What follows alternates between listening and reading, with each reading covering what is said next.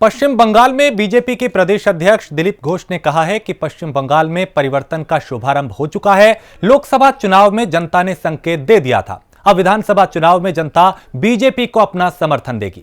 हमारे सहयोगी स्नेह कमल से बातचीत करते हुए दिलीप घोष ने और क्या कुछ कहा, उन्हें सुनते हैं। हमारे साथ भारतीय जनता पार्टी के बंगाल प्रदेश अध्यक्ष और सांसद दिलीप घोष जी। जिस तरह से कल घोषणा आप लोगों ने की, आप पश्चिम बंगाल में परिवर्तन यात्रा निकालेंगे, क्या इस परिवर्तन यात्रा के माध्यम से बंगाल में सत्ता परिवर्तन हो सकता है?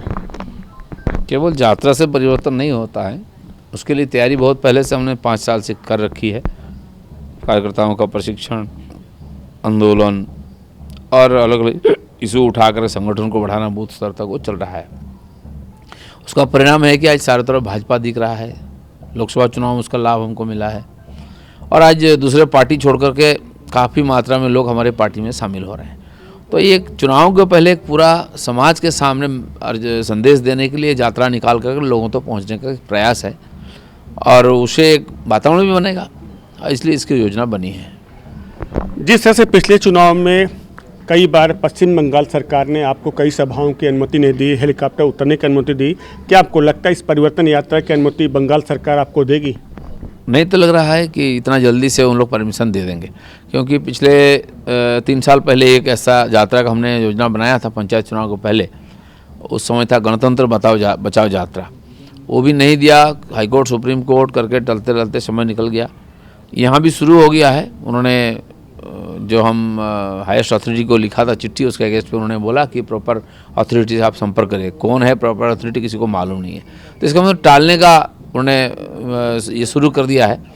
तो हम प्रयास में हैं, नहीं तो अदालत में जाएंगे, फैसला वहाँ से लेंगे। जी, केंद्रीय बजट भी आ चुका है। बजट जिससे तमिलनाडु, बंगाल, असम, पुडुचेरी के लिए जो है योजनाएं दी गई। विपक्ष कहता है कि चुनावी बजट है ये, जिन राज्यों में चुनाव था उस पर जो है केंद्र सरकार ने विशेष ध्यान दिया है। विशेष ध्यान जरूर दिया है, क्योंकि ये सारे पिछड़े प्रदेश हैं।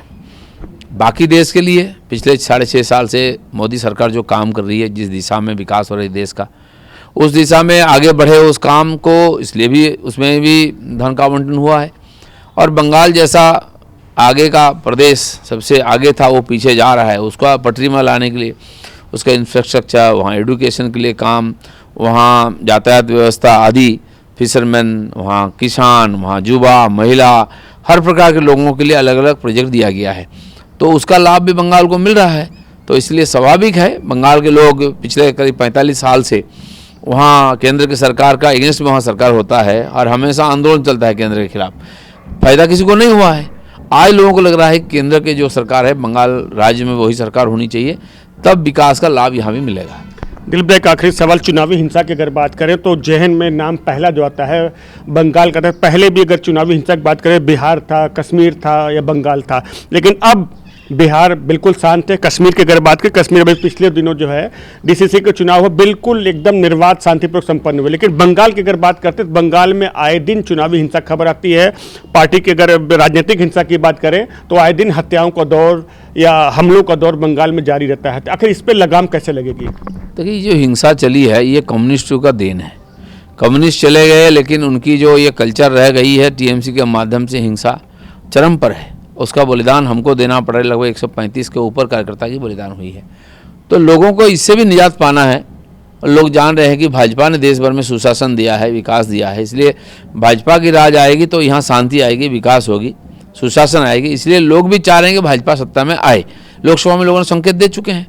तो ये जो कल्चर है, इनकी कल्चर में हिंसा है, भ्रष्टाचार है और बंगाल उससे मुक्ति पाना चाहती है और वो बीजेपी के माध्यम से संभव है। बहुत बहुत धन्यवाद। तो देखा आपने, ये थे दिलीप घोष, जिनका साफ कहना है कि बंगाल की जनता ने लोकसभा चुनाव में एक संकेत दे दिया था। आने वाले विधानसभा में बंगाल में ऐसा ही कुछ परिणाम आएगा, भारतीय जनता पार्टी की सरकार बन सकती है। कैमरा पर्सन दानिश के साथ मैं स्नेह कमल, प्राइम न्यूज़, दिल्ली।